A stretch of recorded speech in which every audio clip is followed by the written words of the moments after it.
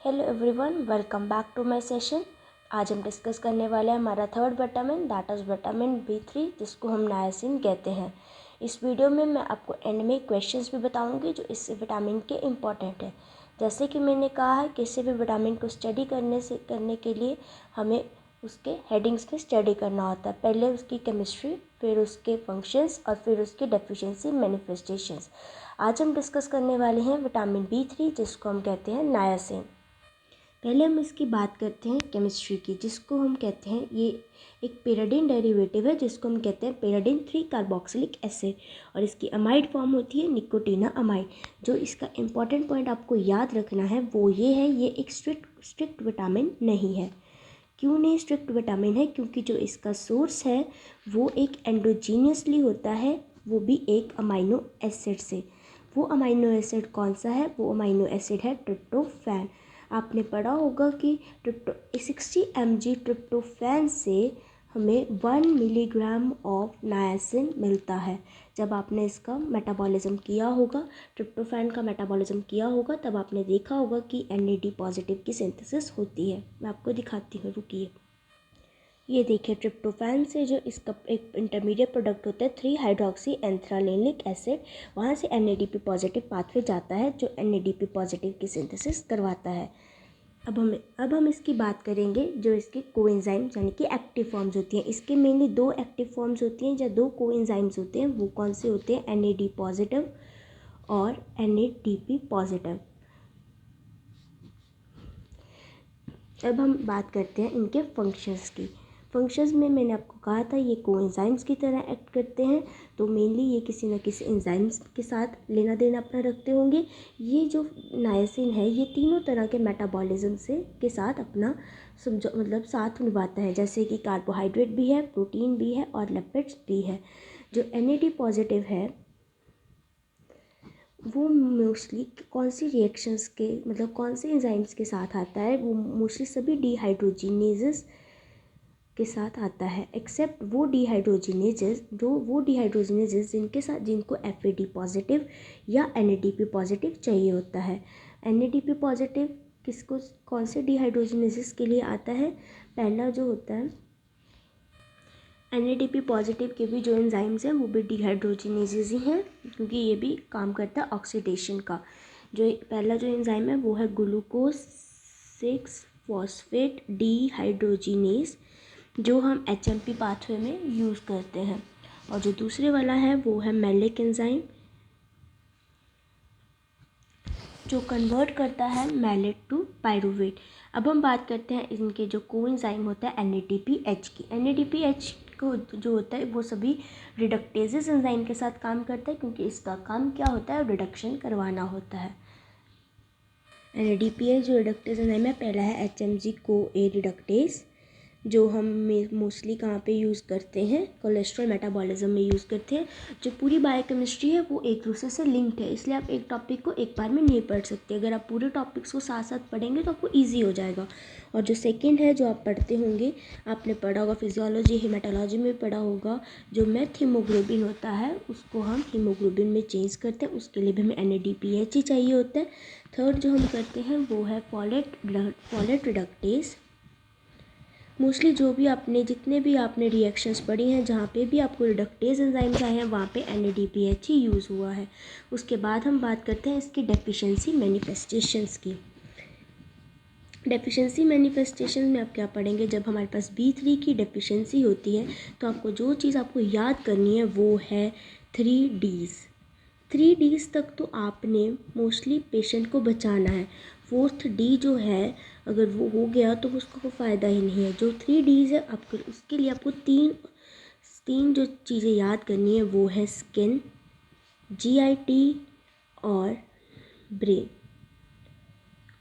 पहला है डर्मेटाइटिस, दूसरा है डायरिया, तीसरा है डिमेंशिया, चौथा D जो है वो है डेथ। आपने पेशेंट को इन 3 Ds में बचाना होता है। जो डर्मेटाइटिस है, मैंने जैसे आपको स्टार्टिंग में पिक्चर दिखाई थी डर्मेटाइटिस की, वेट मैं आपको डर्मेटाइटिस में क्या होता है, देखो जो पर्सन है इस यहाँ पे एक नेकलेस सा बन गया है। जो हमारी स्किन है, जो भी एक्सपोज होती है सनलाइट में, उसमें क्या हो जाती है कि मतलब वहाँ पे पिगमेंटेशन वगैरह इंक्रीज़ हो जाती है। जो ये नेकलेस सा बन गया है इसको हम कहते हैं कैसल्स नेकलेस। डायरिया में जो होता है यहाँ पे कहते हैं लू मतलब वाटरी स्टूल्स पास हो जाते हैं विद ब्लड एंड म्यूकस। उसके बाद डिमेंशिया में आपको पता है एटेक्सिया पैरालिसिस वगैरह हो जाती है। यहाँ पे ब्रेन में डिसऑर्डर क्रिएट हो जाता है। फोर्थ जो डी है वो है डेथ। आपको पेशेंट तो इन 3 डीज में ही बचाना होता है, फोर्थ हो गया तो मतलब उसका कोई फ़ायदा ही नहीं है। उसके बाद हम पढ़ते हैं जो ये नायसिन है ये एज ए ड्रग यूज़ होता है। जो नायसिन है एज ए ड्रग यूज़ होता है। ये मतलब क्या होता है, ये क्या करता है, डिक्रीज़ करता है। ये मेनली क्या करता है, डिक्रीज़ करता है फ्री फैटी एसिड्स को ब्लड में, यानी कि ये डिक्रीज़ करता है लिपोलाइसिस को, जिसकी वजह से क्या होता है हमारा कोलेस्ट्रॉल लेवल भी रिड्यूस हो जाता है। ठीक है, उसके बाद इसका एक ये काम है। दूसरा हम करते हैं इसको हाइपर लाइपोप्रोटीनीमिया में भी यूज़ करते हैं टाइप 2 में, जहाँ पे क्या होता है कि जहाँ ये होती क्या है, इसमें एलडीएल के लेवल ज़्यादा होते हैं और एचडीएल के लेवल कम होते हैं। आपने लिपिड मेटाबॉलिज्म में पढ़ा होगा ये वाली डिजीज़। ठीक है, ये क्या करता है कि जो एलडीएल है उसके लेवल क्या कर देता है, डिक्रीज़ कर देता है और एचडीएल के लेवल्स को इंक्रीज़ कर देता है। सो एज अ ड्रग भी यूज़ किया जाता है। अगर ये एज अ ड्रग यूज़ किया जाता है तो पर्टिकुलरली है कि इसकी टॉक्सिसिटी भी होगी। मोस्टली वाटर सॉल्युबल विटामिन की टॉक्सिसिटी नहीं होती, पर इसकी टॉक्सिसिटी होगी क्योंकि एज अ ड्रग है। अगर आप किसी ड्रग की डोज को ज़्यादा दे देंगे तो वो हमारे लिए हार्मफुल होती है। जब इसको ज़्यादा देंगे तो इसकी टॉक्सिसिटी हो जाएगी। तो ये क्या होगा कि जो फ्री फैटी एसिड्स है वो डिप्लीट होने ज़्यादा शुरू हो जाएंगे और हमारे पास क्या आनी शुरू हो जाएगी, वीकनेस। मसल्स में क्या आनी शुरू हो जाएगी, वीकनेस आनी शुरू हो जाएगी। और पर्सनस के मतलब कि जो वो टाइप 2 वाला था वो भी ठीक नहीं होगा, तो एलडीएल के लेवल इंक्रीज़ होंगे, कोलेस्ट्रॉल इंक्रीज़ हो जाएगा, जिसकी वजह से उसको बहुत सी प्रॉब्लम्स आनी शुरू हो जाएंगी। जॉइंट्स में पेन आना शुरू हो जाता है। उसके बाद हम पढ़ते हैं इसका एक इम्पॉर्टेंट पॉइंट होता है। कहा जाता है कि मतलब कि जो नायसिन की डेफिशिएंसी है वो मेनली उन पेशेंट्स में पाई जाती है जो मतलब जिनकी मेज़ एज अ स्टेपल डाइट होती है। ये ऐसा क्यों होता है, क्योंकि जो मेज़ होता है इसमें जो नायसिन होता है वो मेनली बाउंड फॉर्म में प्रेजेंट होता है, जिसकी वजह से ब्लड में नहीं आ पाता और NAD पॉजिटिव नहीं बना पाता, जिसकी वजह से पर्सन्स जिनके पास मेज़ होता है उनमें नायसिन की डेफिशिएंसी होती है। सॉरी, मैं आपको एक चीज़ बताना भूल गई, जिनको नायसिन की डेफिशिएंसी होती है उस डिजीज़ को हम क्या कहते हैं, पेलेग्रा। क्या कहते हैं, पेलेग्रा। पेलेग्रा का मतलब ही होता है रफ स्किन। ठीक है, इसके बाद हम बात कर रहे थे कि जो मतलब मेज़ जिनके पास स्टेपल डाइट होती है उनको पेलेग्रा ज़्यादा होने के चांसेस है। दूसरा कहा जाता है जिनके पास सॉर्गम भी होता है एज अ स्टेपल डाइट, उनमें भी क्या होती है, पेलेग्रा होने के चांसेस ज़्यादा होते हैं, क्योंकि इनके पास क्या होता है, ल्यूसिन के जो अमाइनो एसिड है वो ज़्यादा होता है, जिसकी वजह से ये क्या करता है कि नायसिन को NAD पॉजिटिव में कन्वर्ट होने नहीं देता, जिसकी वजह से इनमें नायसिन की डेफिशिएंसी हो जाती है। This was all about the niacin. अब मैं आपको कहती थी कि आपको मैं क्वेश्चंस बताती हूँ जो इम्पॉर्टेंटली आते हैं पेपर में नायसिन के रिलेटेड। जिसने पूरी वीडियो देखी है आप उनको ईजिली आंसर कर पाएंगे। These all are the questions which have come previous year or which are very important for the vitamin B3.